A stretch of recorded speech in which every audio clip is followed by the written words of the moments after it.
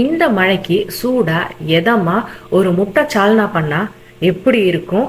வாங்க எப்படி செய்யறதுன்னு பார்க்கலாம். கடாயில 2 ஸ்பூன் அளவுக்கு எண்ணெய் சேர்த்துக்கோங்க. கூடவே 2ல இருந்து 3 துண்டு பட்டை, கிராம்பு, ஏலக்காய், சோம்பு இந்த மாதிரி மசாலாக்கள் உங்களுக்கு என்ன தேவையோ அந்த மசாலாக்கள்லாம் ஆட் பண்ணிக்கோங்க. இப்ப காரத்துக்கு 2ல இருந்து 3 பச்சை மிளகாய ஆட் பண்ணிக்கோங்க. 2 பெரிய சைஸ் வெங்காயத்தை பொடியா நறுக்கி சேர்த்துக்கோங்க. இது எல்லாத்தையும் ஒரு 2ல இருந்து 3 நிமிஷம் போல வதக்கிக்கோங்க. மஞ்சத்தூள் கொஞ்சமா சேர்த்துக்கோங்க. உப்பும் சேர்த்துக்கோங்க. இப்போ இது எல்லாத்தையும் ஒண்ணா கலந்து விட்டுடுங்க. இந்த ஸ்டேஜ்ல ஒரு துண்டு இஞ்சி, 4ல இருந்து 5 பூண்டு சேர்த்து வதக்கிக்கோங்க. ஒரு பெரிய சைஸ் தக்காளியை சேர்த்துக்கோங்க. இதையும் ஒண்ணா சேர்த்து வதக்கிக்கோங்க. குழம்பு மிளகாய்த்தூள் 1ல இருந்து 2 ஸ்பூன் வீட்டில் அரைச்சதை தான் நான் சேர்த்துருக்கேன். எப்படி அரைக்கணுன்றதுக்கான வீடியோ நம்ம சேனலில் ஏற்கனவே போட்டிருக்கேன், டிஸ்கிரிப்ஷன்லேயே ஆட் பண்ணிடுறேன். தனி மிளகாய் தூள் கொஞ்சம், கலருக்கு வேணும்னா காஷ்மீரி மிளகாய் தூளும் ஆட் பண்ணிக்கலாம்.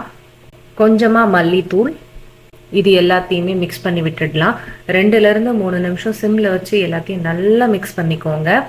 இந்த அளவுக்கு நல்லா வதங்கி வந்த உடனே 1ல இருந்து 2 ஸ்பூன் அளவுக்கு கசகசா ஆட் பண்ணிக்கோங்க.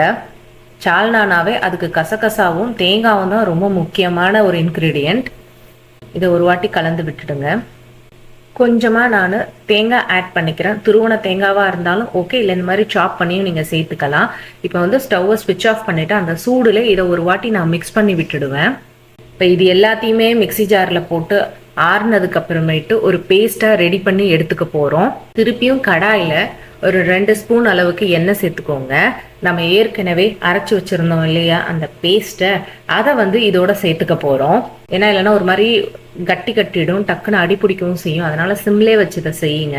உங்களுக்கு சால்னாக்கு தேவையான அளவுக்கு தண்ணி சேர்த்துக்கோங்க. இது எல்லாத்தையும் ஒன்றா மிக்ஸ் பண்ணி விட்டுடுங்க. இப்போ இதை சிம்லேயே வச்சு ஒரு 7 to 8 மினிட்ஸ் போல் விடுங்க. ஏன்னா வந்து ஏற்கனவே எல்லாமே நல்லாவே நம்ம வதக்கி தான் வந்து குக் பண்ணியிருக்கோம். ஸோ கம்ப்ளீட்டாக எண்ணெயெல்லாம் பிரிஞ்சு உங்களுக்கு இந்த மாதிரி வரணும். இந்த ஸ்டேஜ் வரைக்கும் நீங்கள் விடணும். இதுதான் வந்து பதம். இப்போ உப்பு செக் பண்ணி திருப்பி ஆட் பண்ணிக்கோங்க. ஏன்னா வதக்கும் போது நம்ம கம்மியாக தான் போட்டிருப்போம். அதனால உங்களுக்கு சால்னாவுக்கு எந்த அளவுக்கு எக்கு தேவையோ ஒரு 5ல இருந்து 6 பாயில்டு எக் நான் என்ன பண்ணேன்னா வேக வச்சு தனியாக உரிச்சு எடுத்து வச்சு ஸ்லிட் பண்ணி வச்சுட்டேன். இப்போ இந்த இறக்குற ஸ்டேஜுக்கு முன்னாடி நான் என்ன பண்ண போறேன்னா ஏற்கனவே வேக வச்ச முட்டை எல்லாத்தையும் நான் வந்து ஆட் பண்ணிக்க போறேன் இந்த மாதிரி. ஸோ 5ல இருந்து 6 முட்டை நான் யூஸ் பண்ணியிருக்கேன்.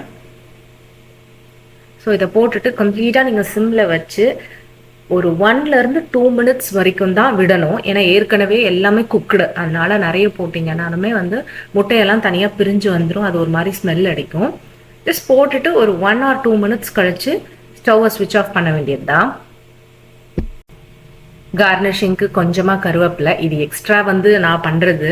ஆக்சுவலி நம்ம ஹோட்டலில் சாப்பிட்ற சால்னாலலாம் கருவேப்பிலை போடுவாங்களான்றது எனக்கு தெரியலை. பட் ஸ்டில் எனக்கு ரொம்ப பிடிக்கும். இறக்கும்போது அந்த டச் இருக்கணும் இல்லையா, ஹோம்மேடுன்னும் போது. கடையிலலாம் வாங்குறது வந்து பார்த்திங்கன்னா வெறும்னே நமக்கு கசகசாவும் வெறும் தேங்காய் மட்டும்தான் தெரியும், வேற எந்த ஃப்ளேவர்ஸுமே நமக்கு தெரியாது. இந்த மாதிரி நீங்கள் ஃப்ளேவர்ஃபுல்லாக செஞ்சு கொடுத்தீங்கன்னா சூப்பராக பசங்க எல்லாம் சாப்பிட்டுடுவாங்க. வீட்லேயும் எல்லாருக்குமே வந்து ரொம்பவே பிடிக்கும் இது. இந்த மாதிரி செஞ்சு கொடுத்து பாருங்க. ஸோ இந்த எக் சால்னாவை இட்லி, தோசை, சப்பாத்தி, பரோட்டா இந்த மாதிரி எல்லாத்துக்குமே நீங்கள் சைட் டிஷ்ஷாக யூஸ் பண்ணிக்கலாம். சம்டைம்ஸ் உங்களுக்கு வேணும்னா கூட ரைஸ்லேயும் போட்டு சாப்பிடலாம். It's up to you. இந்த மாதிரி வீடியோஸ் எல்லாம் வேணும்னா என்ன ஃபாலோ பண்ணிக்கோங்க ஃப்ரெண்ட்ஸ். தேங்க்யூ.